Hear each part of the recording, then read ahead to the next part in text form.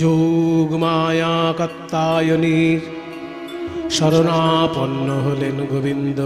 রাত্রি ব্যাখ্যাদতে প্রপদ্যে ত্বং স্বাহা ত্বং স্বধা ত্বং হেব ষটকার স্বরাত্মিকা সুধা ত্বমক্ষরে নিত্যে ত্রিধা মাত্রাত্মিকা স্থিতা अर्धमात्रा स्थिता नित्या यानोच्चार्या विशेषतः त्वमेव शापन स्वावित्री त्वं देवी जननी परा त्वयैव धार्यते सर्वं त्वयैतत्सृज्यते जगत् त्वयैतत्पाल्यते देवी तमत्सन्त्येषु सर्वदा विसृष्टौ सृष्टिरूपा त्वं स्थितिरूपा च पालने तथा संगृहीति रूपान्ते जगतोस्य जगन्मये महाविद्या महामाया महामेधा महास्मृतिः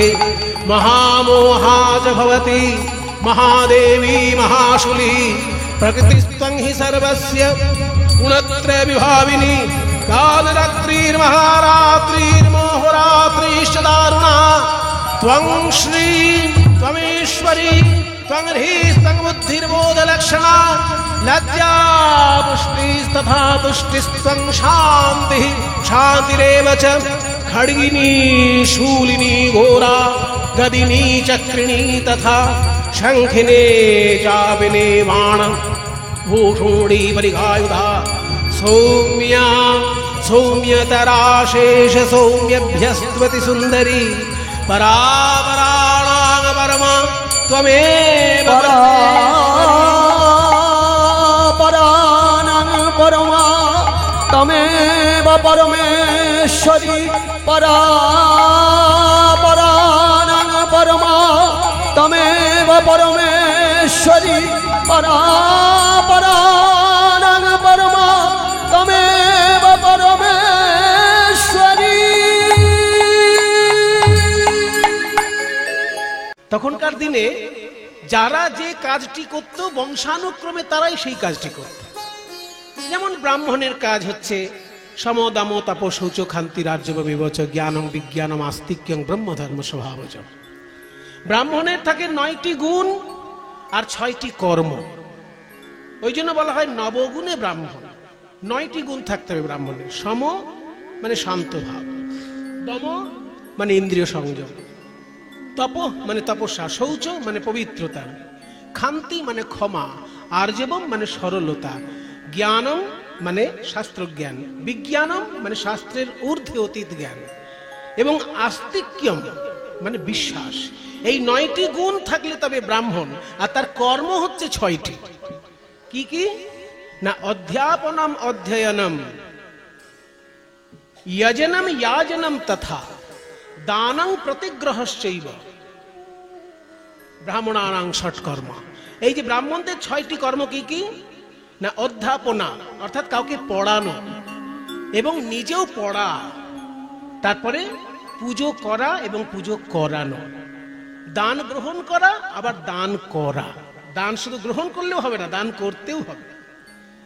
তাহলে এই যে ব্রাহ্মণের কর্ম ব্রাহ্মণ তখনকার দিনে করত। ক্ষত্রিয়ের কর্ম হচ্ছে 7টা: শৌর্য তেজ ধৃতি দাক্ষিণ যুদ্ধে চাপিয়ে পলায়নম দানম ঈশ্বর ভাবশ্চ খাদ্যধর্ম স্বভাবজ। ঠিক তেমনি বৈশ্যের কাজ ছিল 3টে: কৃষি গৌরক্ষা বাণিজ্যম বৈশ্য ধর্ম স্বভাবজম। চাষবাস করা বৈশ্যের কাজ ছিল। এখনকার দিনে অন্যরকম হয়ে গেছে সব। এখন যদি কেউ চাষবাস করে তাকে শূদ্র বলা হয়, কিন্তু না, আগেকার দিনে বৈশ্যদের কর্ম ছিল চাষবাস করা। কাজেই কৃষি গৌরক্ষা বাণিজ্যম অর্থাৎ চাষবাস করা, গরু বাছুর পালন করা এবং ব্যবসা করা, এই 3টে হচ্ছে বৈশ্য জাতির কাজ। তাই শ্রীকৃষ্ণ ওই 3টে কাজই দেখুন শ্রীকৃষ্ণের পরিবারে ছিল। চাষবাস করার জন্য বলরামের কাঁধে লাঙল থাকত, আর গরু চড়ানোর জন্য কৃষ্ণের কাছে বাঁশি আছে, হাতে লাঠি আছে, আর ব্যবসা করার জন্য নন্দরাজা মাঝে মাঝে মথুরায় যেতেন। তাই এই 3টেই কাজ কর্ম পালন করতেন শ্রীকৃষ্ণ, বৈশ্য ধর্ম পালন করতেন। আর যখন তিনি মথুরায় চলে গেলেন, জানলেন যে বসুদেব আমার পিতা, তখন থেকে তিনি ক্ষত্রিয় ধর্ম পালন করা শুরু করলেন। দুটোই পালন করেছেন শ্রীকৃষ্ণ, বৈশ্য এবং ক্ষত্রিয় ধর্ম। তাই বলছে নৌকা চালানো তো আমার কাজ নয়, আমি নৌকা কোথায় পাবো? তাই হে যোগ মায়া, তুমি আমাকে নৌকা দয়া করে এনে দাও। তাই যোগ মায়ার শরণাপন্ন হলেন শ্রীকৃষ্ণ। গোপাল, মা তুমি এসেছো? মা তুমি ডাকলে আমি না এসে থাকতে পারি? মা এসেছো যখন আমাকে একটা সুন্দর করে নৌকা বানিয়ে দাও, আমি একটু যমুনায় নৌকা বিলাস করতে চাই। হ্যাঁ, নৌকা বানিয়ে দেব? তাহলে সেই নৌকা কে চালাবে? মানে কান্ডারি কে হবে? কান্ডারি আমি হব? ও বাবা, আমার গোপাল কান্ডারি হবে? তাহলে তো যেমন তেমন নৌকা দেওয়া যায় না। তুমি যদি হও কান্ডারি, তবে আমি হব দেহতরি। তুমি যদি হও কান্ডারি, আমি হব দেহ তোরি। আমি ভাসিব যমুনার জলে, আমি ভাসিব যমুনার জলে।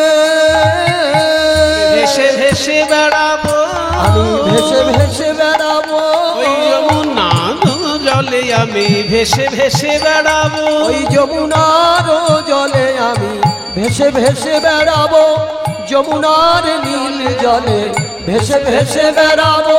রাধা শ্যামে বক্ষে লয়ে মুখে জয় রাধে গোবিন্দ বলে, রাধা শ্যামে বক্ষে লয়ে রাধে রাধে রাধে রাধে রাধে রাধে রাধে রাধে আমি ভেসে ভেসে বেড়াবো, ভাসিব যমুনার জলে।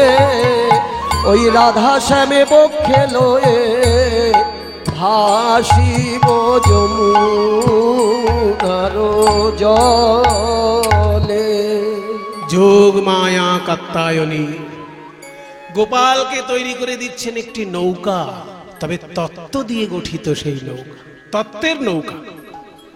কিরকম না, নৌকা বানাতে গেলে সবার আগে যে দুটো জিনিস লাগে সেটা হচ্ছে নৌকার দুটো মাথা। এই নৌকার মাথা দুটো যদি ঠিকঠাক হিসেব না হয়, মানে ঠিক হিসেবটা যদি মাথায় না হয়, তাহলে কিন্তু নৌকা সারা জীবন এরকম বেঁকে বেঁকে চলবে। তাই নৌকার মাথা দুটো আগে ঠিক করে নিতে হয়। ওই মাথা দুটোকে নৌকার পরিভাষায় বলে গলুই। তাহলে তত্ত্বের নৌকায় দুটি গলুই কি কি? বিবেক বৈরাগ্য দিয়া দুগলুই গড়িল, বিবেক বৈরাগ্য দিয়া দুগলই গড়িল, বিবেক বৈরাগ্য দিয়া দুগলই গড়িল। দুটো গলুই মানে নৌকার দুই মাথা, মাথা দুটোর নাম হচ্ছে বিবেক আর বৈরাগ্য। দেখুন বাবা, বিবেক কাকে বলে? লোকটা খুব বিবেক আছে, একদিন এই পাশের আত্মীয় মানে প্রতিবেশী খেতে পাচ্ছিল, উনি একটু খেতে দিয়েছেন, খুব বিবেক। আমরা বিবেক বলতে বুঝি সহানুভূতি, কিন্তু ভারতীয় দর্শন অনুসারে বিবেকের অর্থ আরো গভীর অর্থ আছে। বিবেক শব্দের অর্থ হচ্ছে নিত্য আর অনিত্য বস্তুকে আলাদা করে চিনতে শেখা। নিত্যানিত্য বস্তু বিচার বিবেক, অর্থাৎ কোনটা নিত্য পদার্থ আর কোনটা অনিত্য পদার্থ এইটা চিনতে শেখার নাম বিবেক। যেমন আমার দেহটা হচ্ছে অনিত্য, একটা সময় জন্ম নিয়েছে, একটা সময় ধ্বংস হবে, কিন্তু দেহের মধ্যে যিনি খেলা করছেন সেই আত্মা, পরমাত্মা, সেই সচ্চিদানন্দময় আত্মা কিন্তু নিত্য। কাজে দেহ অনিত্য, আত্মা নিত্য। এই নিত্য আর অনিত্য বস্তুর জ্ঞানটাকেই বলে বিবেক। এটা একটা মাথা নৌকার। আর একটা মাথা কি না, বৈরাগ্য। বৈরাগ্য যদি না থাকে তাহলে কিন্তু সে কোনোদিন বড় হতে পারে না। আপনারা যে কোনো বড় মানুষের খবর নেবেন, দেখবেন তার ভিতরে একটা বৈরাগ্য খেলা করে। আপন বলতে তার তেমন কিছু আসক্তি কোনো কিছুতে থাকে না। কোনো বিষয়ের প্রতি আসক্তি থাকলে তাহলে সেটার বৈরাগ্য হলো না। আসক্তি শূন্যতাই হচ্ছে বৈরাগ্য। বিষয়েষু অনাসক্তি। তা বিষয় কাকে বলে? আমরা বিষয় বলতে বুঝি 2 তলা বাড়ি, 2 বিঘে জমি, 2 লক্ষ টাকা ব্যাংকে থাকবে, এটা হচ্ছে বিষয়। কিন্তু বিষয় মানে তা নয়, বিষয়ের আরো গভীর অর্থ আছে। আমাদের ইন্দ্রিয়গুলো যাতে আকৃষ্ট হয় তাই হচ্ছে বিষয়। যেমন চোখ আকৃষ্ট হয় রূপে, তাই চোখের বিষয় রূপ। কান আকৃষ্ট হয় শব্দে, তাই কানের বিষয় শব্দ। নাক আকৃষ্ট হয় গন্ধে, তাই নাকের বিষয় গন্ধ। জিহ্বা আকৃষ্ট হয় স্বাদে, তাই জিহ্বার বিষয় স্বাদ। ত্বক আকৃষ্ট হয় স্পর্শে, তাই ত্বকের বিষয় স্পর্শ। এই শব্দ, রূপ, রস, গন্ধ, স্পর্শ, শব্দ, এগুলো হচ্ছে বিষয়। এই জায়গাগুলো থেকে যেদিনকে নিজেকে গুটিয়ে নেওয়া যাবে সেইটা হলো বৈরাগ্য। কত কঠিন ব্যাপার বলুন তো। শুধু মাথা নাড়া করলেই বৈরাগ্য হবে না, এই 5টা জায়গা থেকে গুটিয়ে নিতে হবে নিজেকে। কত কঠিন কাজ। সেইটা হচ্ছে বৈষ্ণব জগতের নৌকার একটা মাথা। একটা মাথা বিবেক, একটা মাথা বৈরাগ্য। আর মাঝ বরাবর যে ধনুকের মতন একটা কাঠ থাকে, সেটার নাম কি? ধৈর্য। ধৈর্য দাঁড়ার উপর খাড়া করিল, ধৈর্য দাঁড়ার উপর খাড়া করিল, ধৈর্য দাঁড়ার উপর খাড়া করিল। প্রাণে ধৈর্য থাকা চাই, প্রাণে ধৈর্য থাকা চাই, ভজবে যদি প্রাণের কানাই, ধৈর্য থাকা চাই। ভজবে যদি প্রাণের কানাই, প্রাণে ধৈর্য থাকা চাই। ধৈর্য না থাকলে ভগবানকে কাছে পাওয়া যায়। তাই ধৈর্য হচ্ছে দাঁড়া। এবার তক্তাগুলো যে জুড়বে, তক্তাটা কি? আসক্তির তক্তায়ানি তাহাতে জুড়িল, তাহাতে জুড়িল। আসক্তির তক্তায়ানি তাহাতে জুড়িল, তাহাতে জুড়িল। তক্তাগুলোর নাম হচ্ছে আসক্তি। কিন্তু তক্তাটা জুড়বে কি করে? দেখবেন ইংরাজি অক্ষরের ইউ, ইউ এর মতন দেখতে লোহা পাওয়া যায়, মাথা দুটো ছোচালো থাকে। ওই তক্তা দুটো নিয়ে সেই তক্তা দুটোর মাঝখানে ইউ এর মতন লোহাটা এরকম পুঁতে দেওয়া হয়, আর উল্টো দিক দিয়ে মুড়ে দেওয়া হয়। তক্তাকে কামড়ে রাখে যে লোহাগুলো, এটাকে বলে পাতাম লোহা। তত্ত্বের দিকে সেটা কি? লালসার পাতাম লোহা তাহাতে মুড়িল, তাহাতে মুড়িল। আর লালসার পাতাম লোহা তাহাতে মুড়িল, তাহাতে মুড়িল। লালসা তো যায় না জীবের, লালসা তো যায় না জীবের, যত পায় তত চায়। লালসা তো যায় না জীবের, যত পায় তত চায়। লালসা তো যায় না জীবের। নৌকার খোল মোটামুটি তৈরি হয়ে গেছে। এবার বসার জন্য যে পাটাতনটা তৈরি করতে হবে, তার জন্য চাই আড়াআড়ি কাঠ। আড়াআড়ি কাঠগুলো পিটিয়ে নিতে হবে। একটা আদর্শ নৌকায় 9টি আড়াআড়ি কাঠ থাকে। মাঝখানেরটা সব থেকে বড়, তারপর দুপাশে আস্তে আস্তে ছোট হতে থাকে আড়াআড়ি কাঠগুলো। মাঝখানেরটা বড়, তারপর ছোট হতে হতে দুদিকে 4টে 4টে করে 9খানা কাঠ থাকে। তত্ত্বের দিকে এই 9টি কাঠ কি কি? নববিধা ভক্তি দিয়া 9টি গুড়া দিল, নববিধা ভক্তি দিয়া 9টি গুড়া দিল। নববিধা ভক্তি। বৈষ্ণব জগতের আচার্য প্রহ্লাদ, দৈত্যকুলের শিরোমণি প্রহ্লাদ, তিনি বলেছেন ভক্তি 9 রকমের। কি কি? শ্রবণং কীর্তনং বিষ্ণু স্মরণং পাদসেবনম अर्चनं वंदनं दास्यं सख्यं आत्मनिवेदनम् इति वंशार्पित विष्णु भक्तिश्चन्नवलक्षणा क्रियते भगवती यद्धा तन्मन्येधि तमोत्तमम्। ভক্তি 9 রকমের। এই যে আপনারা কীর্তন শুনছেন, এটা হচ্ছে শ্রবণম, প্রথম ভক্তি। এই যে আমরা কীর্তন গাইছি, এটা হচ্ছে দ্বিতীয় ভক্তি, এর নাম কীর্তন, শ্রবণ কীর্তন। কেউ যদি ধ্যান করে সেটা হচ্ছে স্মরণম। কেউ যদি ঠাকুরের অঙ্গরাগ সেবা করে সেটা হচ্ছে পাদ সেবনম। কেউ যদি পূজা করে সেটা হচ্ছে অর্চনম। কেউ যদি স্তব পাঠ করে সেটা হচ্ছে বন্দনম। কেউ যদি ভগবানকে প্রভু ভাবে আর নিজেকে দাস ভাবে সে হচ্ছে দাস্য ভক্তি। কেউ যদি ভগবানকে বন্ধু ভাবে, যেমন অর্জুন বন্ধু ভেবে ভগবানের সঙ্গে মিশত, কেউ যদি ভগবানকে বন্ধু ভাবে নিজেকেও ভগবানের বন্ধু ভাবে সেটা হচ্ছে সখ্যম। আর কেউ যদি ভগবানের চরণে আত্মসমর্পণ করতে পারে সেটা হচ্ছে আত্মনিবেদনম। এই 9 রকমের ভক্তি হচ্ছে 9টি গুড়া কাঠ, মানে আড়াআড়ি কাঠগুলো। এবার তার উপর তক্তা পেতে দিলেই পাটাতন হয়ে যাবে। তক্তাগুলোর নাম আসক্তি। এইবার চাই পাল খাটানোর জন্য মাস্তুল। তত্ত্বের দিকে মাস্তুল কোনটা?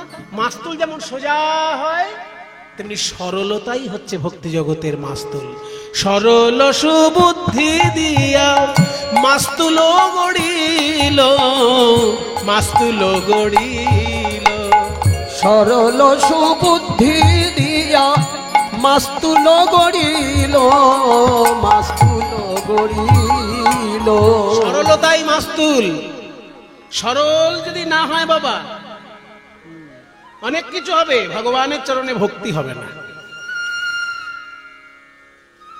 এবার অনেকে তর্ক করে, মশাই সরল হওয়ার অনেক ঠেলা আছে। দেখবেন এই যে গাছগুলো যখন কাটা হয় না, যে গাছগুলো সোজা থাকে সেইগুলো আগে কাটা হয়ে যায়। বাঁকা গাছগুলোতে ফার্নিচার হয় না, সেগুলো বাঁকাগুলো পড়ে থাকে। সোজা গাছগুলো আগে কাটা। তাহলে সরল যারা তারা তো আগে কাটা পড়বে। বলছে একটা জিনিস জেনে রাখো ভাই, যে গাছটা সোজা বলে কাটা হচ্ছে তাতেই ফার্নিচার হবে, আর যেটা বাঁকা বলে কাটা হচ্ছে না পড়ে থাকছে ওটা কোনো কাজে লাগবে না, শুধু চিতার কাজে লাগবে। ঠিক তেমনি সরল যদি হতে পারো তাহলে গোবিন্দ চরণে সেবায় লাগবে, আর যদি বাঁকা হয়ে জীবন কাটিয়ে দাও তাহলে অপেক্ষা করো, শুধু চিতার কাজে লাগবে আর কোনো কাজে লাগবে না। সেই জন্যই বলা হচ্ছে ভক্তি জগতের সরলতাই হচ্ছে মাস্তুল। রাধা নামের বাদাম তাহে উড়াইয়া দিল, ওই রাধা নামের বাদাম তাহে উড়াইয়া দিল। সাধু সঙ্গ কানি দড়ি চৌদিকে বাঁধিল, সাধু সঙ্গ কানি দড়ি চৌদিকে বাঁধিল। মাস্তুলের সঙ্গে পাল খাটানো হয়ে গেল। এবার পালের ওই কাপড়টার সঙ্গে দড়ি দিয়ে টান দিয়ে রাখতে হবে না। এই যে দেখুন প্যান্ডেলের মাথাগুলো দেখুন, এই যে দড়ি দিয়ে প্যান্ডেল ত্রিপলটাকে টেনে রেখেছে, ওইরকম পালগুলোকে দড়ি দিয়ে টেনে রাখা হয় আর নৌকার কানায় কানায় বেঁধে দেওয়া হয়। এই নৌকার কানায় কানায় বেঁধে দেওয়া হয় বলে ওই দড়িগুলোর নাম কানি দড়ি। তাহলে তত্ত্বের দিকে দড়িটা কোনটা? সাধু সঙ্গ কানি দড়ি, সাধু সঙ্গ কানি দড়ি, সাধু সঙ্গ কানি দড়ি। মন পালকে রাখে ধরি, সাধু সঙ্গ কানি দড়ি। মন পালকে রাখে ধরি, সাধু সঙ্গ কানি দড়ি। মন পালকে রাখে ধরি, মায়ার হাওয়ায় উড়তে দেয় না। মন পালকে রাখে ধরি, মায়ার হাওয়ায় উড়তে দেয় না। মন পালকে রাখে ধরি, সাধু সঙ্গ কানি দড়ি, সাধু সঙ্গ কানি দড়ি চৌদিকে আটিল। সুন্দর সুন্দর নৌকা সাজানো হয়েছে। ও মা, এ তো তত্ত্বের নৌকা। এই তত্ত্বের নৌকা তো আর সাধারণ লোকে বুঝতে পারবে না, ওই জন্য সাধারণ মানুষের জন্য একটু মণিমাণিক্য দিয়ে নৌকাটা সাজিয়ে দাও। তাই মণিমাণিক্য দিয়ে এবার নৌকাটা সাজানো হচ্ছে। কিভাবে? সৃজিল তরণী খানি প্রবাল মুকুতা আনি রে, সৃজিল তরণী খানি প্রবাল মুকুতা আনি রে। মাঝে মাঝে হীরার গাঁথনি, মাঝে মাঝে হীরা আর গাঁথুনি। শিখি পুচ্ছে গুঞ্জা ছড়া রজত কাঞ্চনে মোড়া। শিখি পুচ্ছে গুঞ্জ ছাড়া রজত কাঞ্চনে মোড়া। ও কেরোয়ালে রজত কিঙ্কিনি, কেরোয়ালে বাজো বলি সাধের তরি সাজা এলো। রজত কাঞ্চন দিয়ে সাধে তরি সাজাইলো। দেখুন নৌকা সাজিয়েছে কি কি দিয়ে, শুনলে চমকে যাবেন। বলছে সৃজিল তরণী খানি প্রবাল মুকুতানি। একটা প্রবাল কিনতে যাবেন তো কত দাম দেখবেন। সোনার দোকানে যাবেন, ওই যে গয়না মণিমাণিক্য যে দোকানে পাওয়া যায় জুয়েলারি, ওই দোকানে গিয়ে দেখবেন প্রবাল কত দাম আর মুক্ত কত দাম আর হিরে চুনি পান্নার কত দাম। এইগুলো দিয়ে নৌকা সাজানো গোবিন্দের, কেন হবে না? রাজপুত্র, তার নৌকাও তো সেরকম হবে। সৃজিল তরণী খানি প্রবাল মুকুতানি, মাঝে মাঝে হীরার গাঁথনি, মাঝে মাঝে একটা করে হিরে রয়েছে। ওরে বাবা। শিখি পুচ্ছে গুঞ্জা ছড়া, মানে যে দাঁড় এবং হাল, ওই দাঁড় আর হালের যে হাতলটা, সেই হাতলের মাথায় একটা ময়ূরের পালক আছে। শিখি পুচ্ছ, ওই হাতলের মাথায় একটা ময়ূরের পালক লাগানো আছে, শিখি পুচ্ছ। তার সঙ্গে গুঞ্জা ছড়া, গুঞ্জা ফলের এক ছড়া বাঁধা আছে। রজত কাঞ্চনে মোড়া, সোনার রূপো দিয়ে মোড়া রয়েছে হাতলটা। আর কেরোয়ালে রজত কিঙ্কিনি, রূপোর ছোট ছোট ঘন্টা বাজছে হালে আর দাঁড়ে। কিঙ্কিনি মানে ছোট ঘন্টা, রূপো দিয়ে তৈরি। সেগুলো কিভাবে বাজছে? কিঙ্কিনি কিঙ্কিনি কিঙ্কিনি কিঙ্কিনি কিঙ্কিনি কিঙ্কিনি কিনি কিনি কিনি কিনি কিনি কিনি কিনি কিনি কিনি কিনি কিনি কিনি কিঙ্কিনি কিঙ্কিনি কিঙ্কিনি। কি কিনবো? কিঙ্কিনি যেন মনে মনে বলছে আমি কি কিনবো, কি কিনবো, কি কিনবো। রাধা কিনবো না শ্যাম কিনবো? আমার তো দুজনকেই কিনতে ইচ্ছে হয়, কিন্তু পয়সা তো নেই। এখানে পয়সা মানে ভক্তি। ভক্তি যতটুকু আছে একজনকেই দিতে পারছি না, রাধা কৃষ্ণ দুজনকে কিনবো কি করে? তখন সিদ্ধান্ত বলা হলো, শোনো, আজকাল কোম্পানি না মাঝে মাঝে ছাড় দেয়। দেখবে কোন কোন কোম্পানি ছাড় দেয়, মাজন কিনলে ব্রাশ ফ্রি। আছে না এরকম কোম্পানি, যে মাজন কিনলে ব্রাশ ফ্রি, সাবান কিনলে শ্যাম্পু ফ্রি। ওই যে আবার জানে সাবানের সঙ্গে শ্যাম্পু ফ্রি দিচ্ছে। তো এইরকম ছাড় দেওয়া হয়েছে বৈষ্ণব জগতে। সেখানে বলা হয়েছে যদি কেউ রাধারানীকে কিনতে পারে তার কাছে কৃষ্ণ বিনামূল্যে পাওয়া যায়। তাই কিঙ্কিনি সিদ্ধান্ত নিল, একজনকে কিনলে যদি দুজন পাওয়া যায় আমি তাই কিনবো। কিনবো আমি রাধারও মন। খেয়াল করুন, কিনবো আমি রাধারও মন, রাধারও মন, রাধারও মন, রাধারও মন, রাধারও মন, রাধারও মন। একদিকে রাধা রমন মানে কৃষ্ণ, আবার এদিকে রাধার মন। কিনবো আমি রাধারও মন, পাবো আমি রাধা রমন। কেন? রাধার মনেই রাধা রমন আছে, পাবো রাধা। হরি বল, হরি বল। রাধা রমন আছে, পাবো রাধা রমন, মনে রাধা রমন আছে। রাধা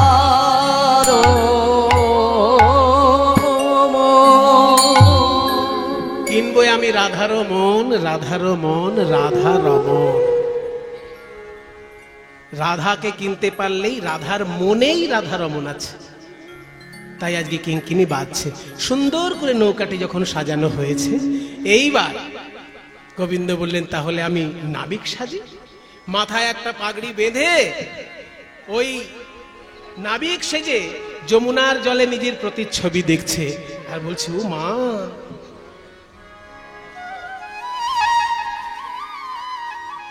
আমি এত সুন্দর কবে বা হলাম, আমি এত সুন্দর কবে বা হলাম, সুন্দর কবে বা হলাম, আমি এত সুন্দর কবে বা হলাম।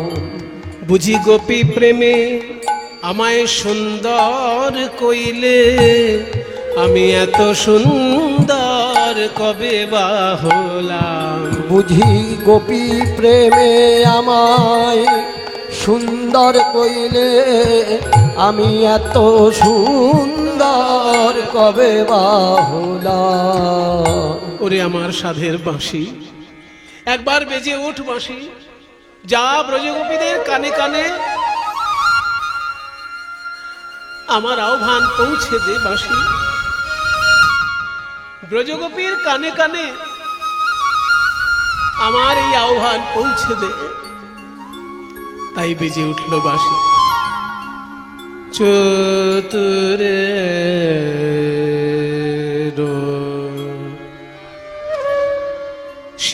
শিরোমণি কান,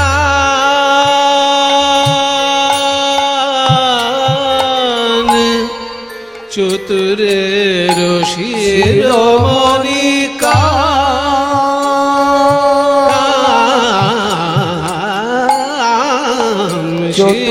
শিরোমণি কান,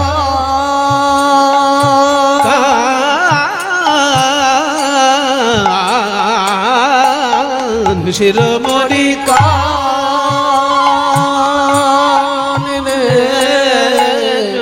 চতুরের শিরোমণি কান। হেরি যমুনা জল,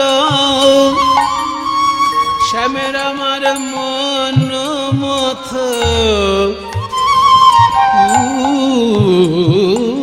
উথলল। হেরি যমুনা জল মন মথ উথলল।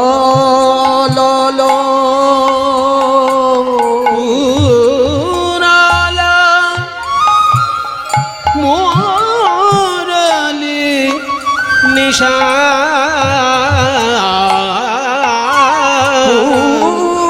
পুরালো মুরলি নিশান, মুরলি নিশান, মুরলি নিশান, মুরলি নিশান, চৈরমণি কান রে চতুরের শিরোমণি কান, চতুরের শিরোমণি কান। জানে রে জানে দা জানে দা মাগা,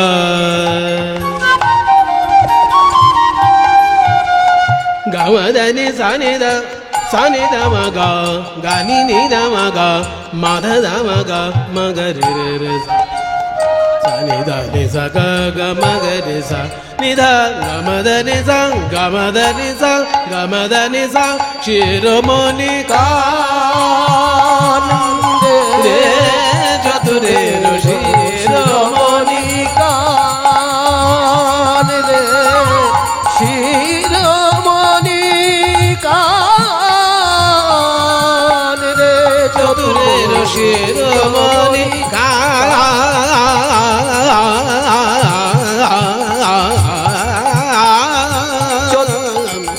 শিরোমণি কান, চতুরের শিরোমণি, চতুরের শিরোমণি, চতুরের শিরোমণি কান।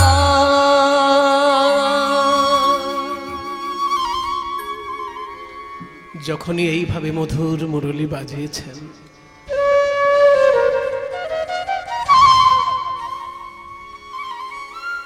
ব্যাকুল প্রাণে রাধারা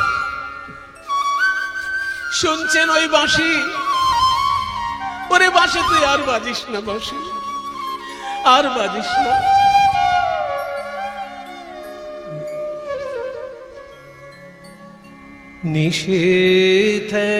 নিষেধয়ামিনী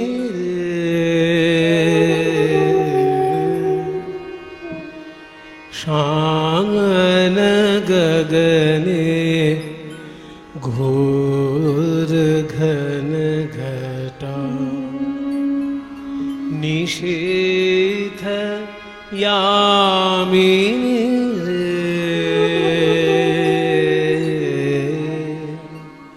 कुंज पथे सखी कैसे जावब कुंज पथे सखी कैसे जावब अबला कामिनी रे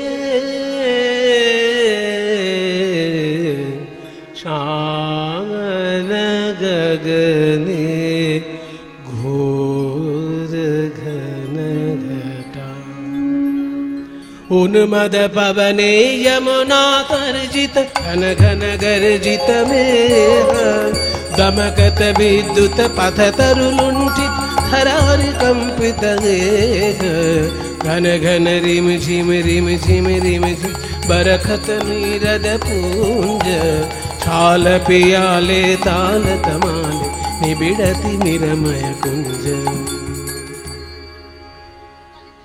कहरे सजनी ए दुर्योगे कुंज निरदय कान दारुणवाशी काह बजावत दारुणवाशी काह बजावत सकरुण राधना मोती बहादे बेश बना दे शीथी लगा दे भाले उरही बिलुंठित लोलची मम गाथ चंपक माले भावा যায়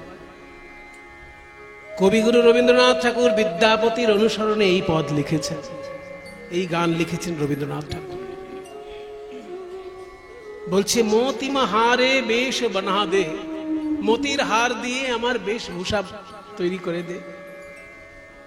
লোলহি বলছে উরহি বিলুণ্ঠিত, উরহি মানে ভাষাগুলো না বুঝলে কি করে রস পাবো।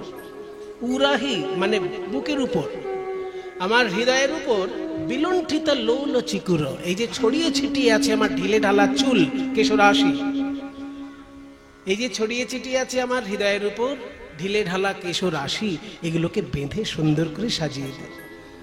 উরহি বিলুণ্ঠিত লোল চিকুর মম বাঁধ চম্পক মালে, চাঁপা ফুলের মালা দিয়ে আমার এই কেশরাশিকে সুন্দর করে বেঁধে সাজিয়ে দে। गहन रयन में न जाओ बाला नौलो किशोर के पास, गहन रयन में न जाओ बाला नौलो किशोर के पास। गरजे घन घन बहु डर पावब कहे भानु तब दास। ঘন ঘন গর্জন হচ্ছে রাধে, গরজে ঘন ঘন বহু ডর পাওবো, তুমি খুব ভয় পেয়ে যাবে, এইভাবে যেও না। গরজে ঘন ঘন বহু ডর পাওব, ভনে কে বলছে? ভানু মানে ভানু সিংহ রবীন্দ্রনাথ ঠাকুর। তব দাস, ওগো রাধে তোমার চরণের দাস রবীন্দ্রনাথ বলছে। গরজে ঘন ঘন বহু ডর পাওব कहे भानु तब दास। श्यामल गगने घोर घन घटा निषेध यामिनी कुंज पथे सखी कैसे जावब कुंज पथे सखी कैसे जाओ अबला कामिनी रे शान गगने घोर घन घटा। আপনাদের আশীর্বাদে রবীন্দ্রনাথের গান আমার এত ভালো লেগেছিল, আমাকে এই বিষয়ে উদ্বুদ্ধ করেছিলেন মালদা জেলার একজন বড় ডাক্তার পিনাকি রায়। তিনি বলেছিলেন যে বৈষ্ণব পদাবলী সাহিত্যের যেমন অত্যন্ত গভীর রসাস্বাদন, ঠিক সেই রস তুমি আস্বাদন করতে পারবে রবীন্দ্র সাহিত্য আলোচনা করলে। সত্যিই তার কথায় আমি রেডিও শুনতে শুরু করলাম রবীন্দ্রনাথের আলোচনা। তাতে একদিন ভোরাই বলে একটা অনুষ্ঠান হতো তখন রেডিওতে, ভোরাই ভোরের দিকে হতো। তো সেই ভোরাই অনুষ্ঠানে যখন প্রথম অনুষ্ঠানটা শুরু হচ্ছে, যিনি অ্যাঙ্কার তিনি বলছেন রবীন্দ্রনাথের একটা গানের লাইন, যে যদি আমারও সকল হৃদয় দুয়ারও বন্ধ রহে গো কভু, যদি আমারও হৃদয় দুয়ার বন্ধ রহে গো কভু, দ্বার ভেঙে তুমি এসো মোর প্রাণে, ফিরিয়া যেও না প্রভু। এই কথাটা শুনে আমি চমকে উঠলাম। কার এমন সাহিত্য? আমি তো তখন জানতাম না যে এটা রবীন্দ্রনাথের লেখা। হ্যাঁ, যে কে এমন কবিতা লিখতে পারে যে আমার হৃদয়ের দরজা যদি কখনো তুমি বন্ধ দেখো ঠাকুর, তুমি যেন ফিরে যেও না, আমার হৃদয়ের দরজা ভেঙে তুমি প্রবেশ করো, কারণ এই হৃদয় তো তোমারই আসন, সেখানে হয়তো আমি ভুল করে দরজা দিয়ে রেখেছি। প্রবেশ করলাম রবীন্দ্র সাহিত্যে। আপনাদের আশীর্বাদে রবীন্দ্র ভারতী বিশ্ববিদ্যালয়ে আমি রবীন্দ্রসঙ্গীতে MA পরীক্ষা দিয়েছিলাম। সেই পুরো ইউনিভার্সিটিতে শত শত ছাত্রছাত্রীর মধ্যে আমি সেকেন্ড হয়েছিলাম। এটা আপনাদের আশীর্বাদে। যে কীর্তন গানের চর্চার সঙ্গেও রবীন্দ্রসঙ্গীতে আমি MA-তে ফার্স্ট হওয়া যায়নি, কারণ ফার্স্ট যে হয়েছিল তার একটু অন্যান্য ব্যাপার ছিল, সেগুলো এখন ব্যাখ্যা করার জায়গাটি নয়, কিন্তু সেকেন্ড অন্তত আমি হয়েছিলাম। এটা রবীন্দ্রনাথেরই আশীর্বাদ মনে করি। তারপর সারা ভারতের একটা পরীক্ষা হয় সঙ্গীতের উপর, যেমন আইএএস অফিসারদের পরীক্ষা হয় না, ঠিক তেমনি যারা অধ্যাপক হবে সারা ভারতের সেন্ট্রাল ইউনিভার্সিটি, তার একটা পরীক্ষা হয়। সেই পরীক্ষায় রবীন্দ্রসঙ্গীতের উপর আমি দিয়েছিলাম নেট। সেই নেট পরীক্ষায় আমি কিন্তু কোয়ালিফাই করেছিলাম। নেট পরীক্ষা IAS পরীক্ষার মতন কঠিন পরীক্ষা, একবারে সবাই পাশ করে না, কিন্তু আপনাদের আশীর্বাদে আমি একবারেই পাশ করেছি।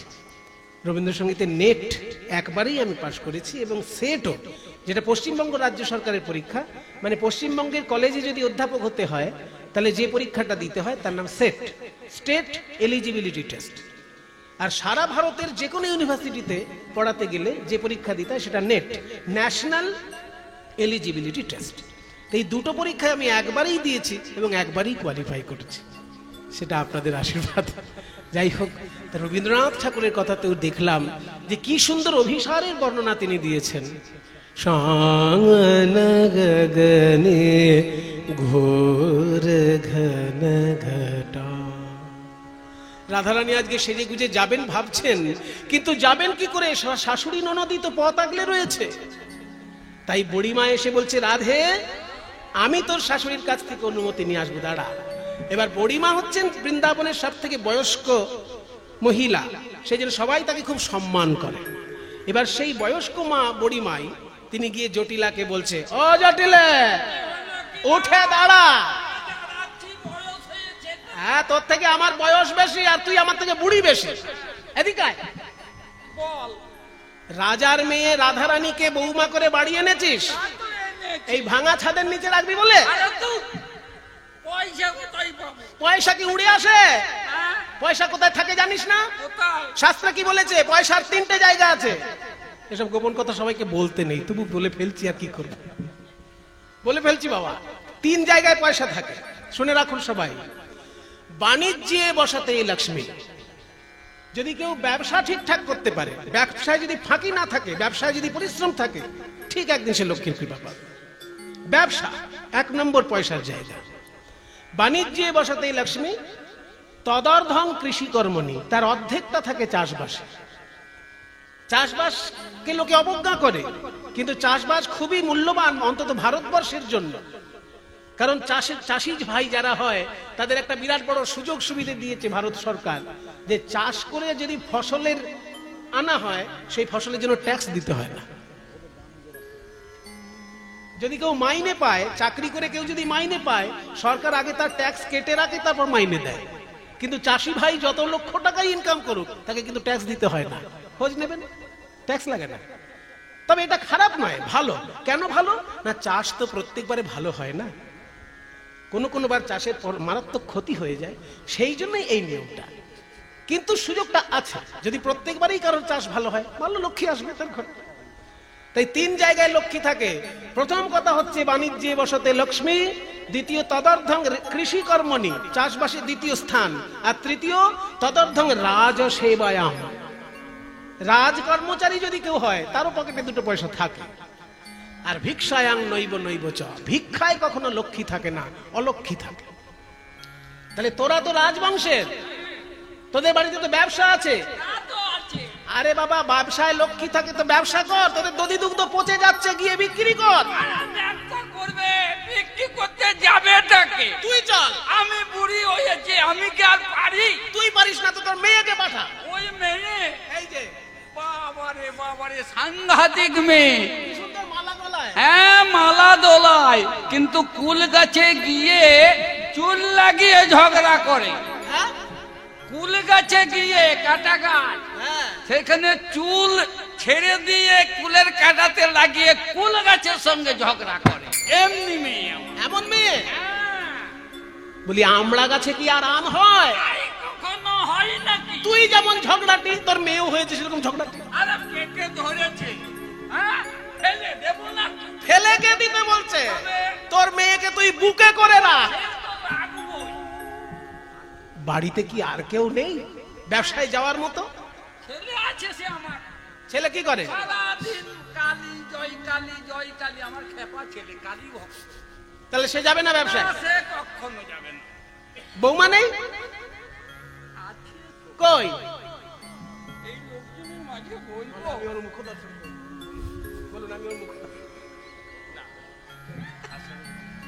ওই দেখো,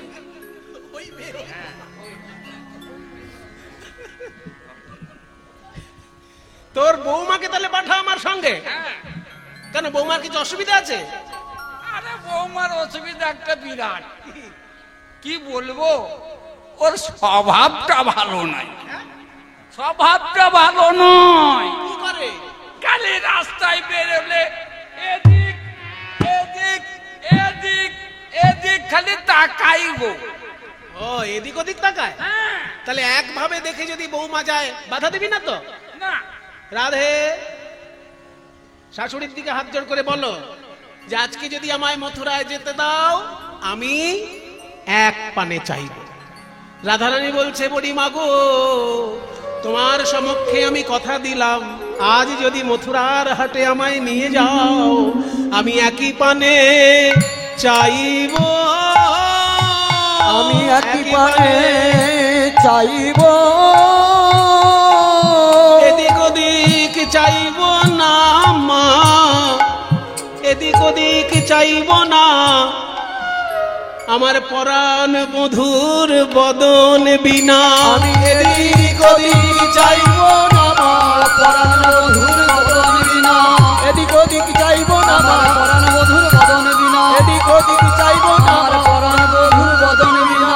আমি একই পানে চাইব। দিলাম। অনুমতি দিলে নিয়ে যাও, নিয়ে যাব। কিন্তু ভালো করে আমাদের ব্যবসাটা শিখিয়ে দেবে আর ভালো জিনিস কিনে দেবে। পৃথিবীর ব্যবসা করিয়ে দেবো তোদেরকে। হ্যাঁ, আর ভালো জিনিস কিন্তু কিনে দেবে। চল তাহলে রাধে।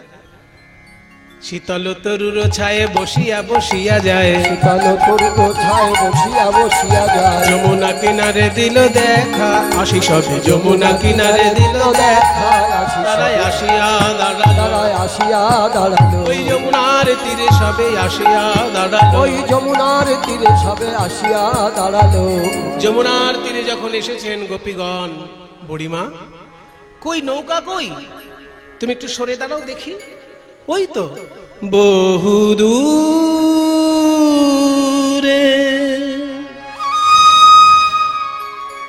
দূরে দূরে দূরে দূরে দূরে।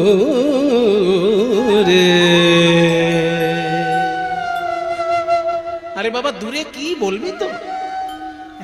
একখানা তোরি দেখা যায়।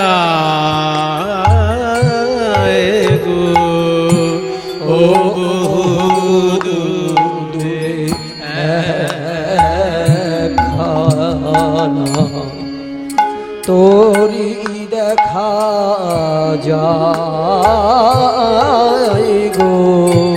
তোরে একবার ভাসে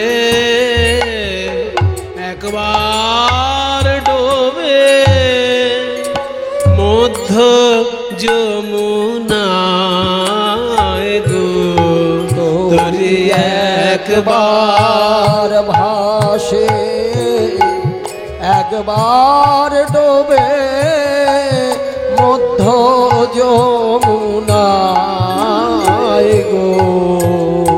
ও দূরে একখানা তোরি দেখা যায় গো। ও বহু দূরে একখানা। উমা কি সুন্দর তোরি খানি একবার চেয়ে দেখো প্রাণ সজনী কি সুন্দর সুন্দর তোরি খানি বড়িমা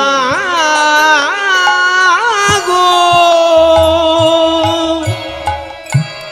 যে তরির পানে নয়ন দিলে আর তো নয়ন ফিরানো যায় না। যায় না। যার তরিখানি এত সুন্দর জানি না সেই নাবিক আরো কত সুন্দর। কি সুন্দর কি সুন্দর তরিখানি কি সুন্দর তরিখানি কি সুন্দর তরিখানি কি সুন্দর তোরি খানি বড়িমা।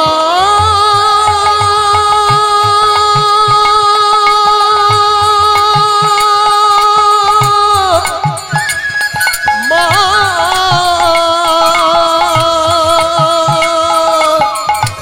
বড়িমা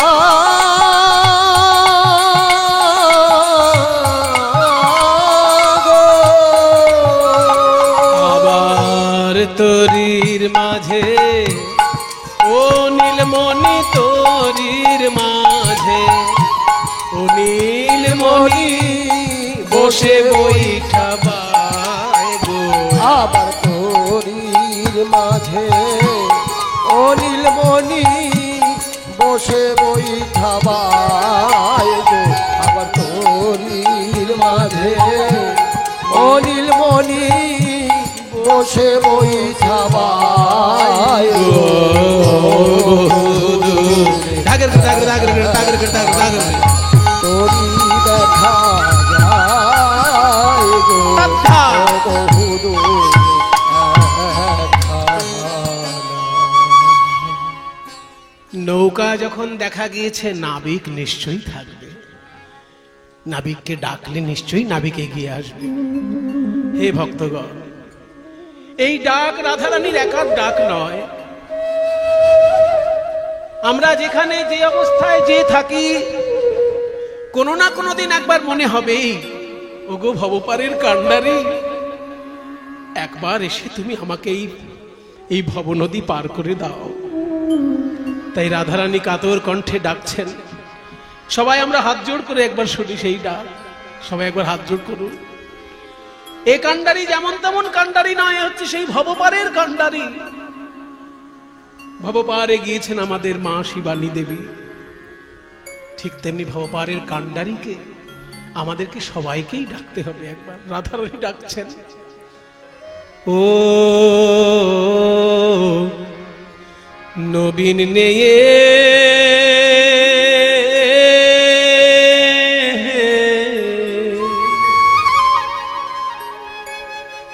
বলিয়া রে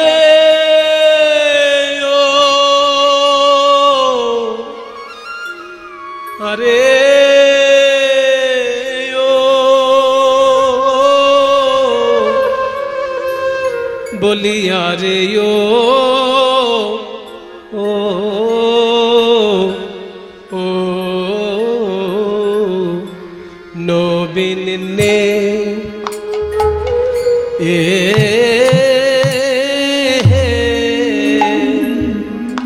আমাদিগে পার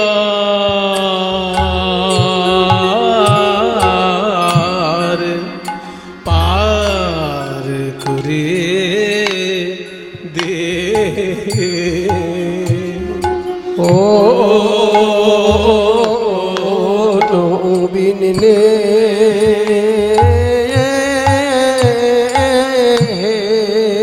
আমরা হলাম অবলা, আমাদের সাঁতার দিয়ে পার হবার বলতো নাই, অখলা, কিন্তু আমরা খলতাও জানি না। তোমাকে যে পয়সা দেব বলবো সে পয়সাই দেবো তোমাকে, পার করে দাও। আমরা হলাম অবলা অখলা, তাহে আবার অবেলা বেতন চুকাইয়া নে নে নে, কিন্তু মোদের পার করে দে।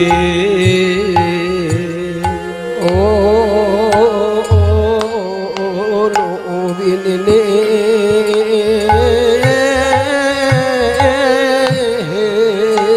বলো বলো আমরা কি দাঁড়ায়ে রব, বলো বলো আমরা কি দাঁড়ায়ে রব। নবীন নেই হে তোমার, তোমার ঘাটে এসে আমরা কি দাঁড়ায়ে রব। নবীন নিয়ে তোমার ঘাটে সে দেখলাম যারা পরে এলো তারা আগে গেল। নবীন নিয়ে তোমার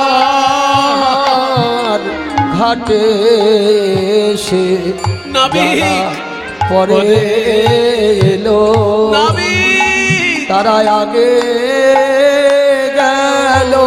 নবীন নিয়ে তোমার ঘাটে এসে যারা পরে এলো তারা আগে গেল। নবীন নিয়ে তোমার ঘাটে এসে আমি কোন অপরাধে পড়ে রইলাম, যারা পরে এলো তারা আগে গেল। রাধে পড়ে রইলাম, পরে এলো তারা আগে গেল। কোন অপরাধে পড়ে রইলাম, আগে গেল। কোন অপরাধে পড়ে রইলাম, আগে গেল। বলো বলো আমরা কি দাঁড়ায়ে রব। ও নবীন নে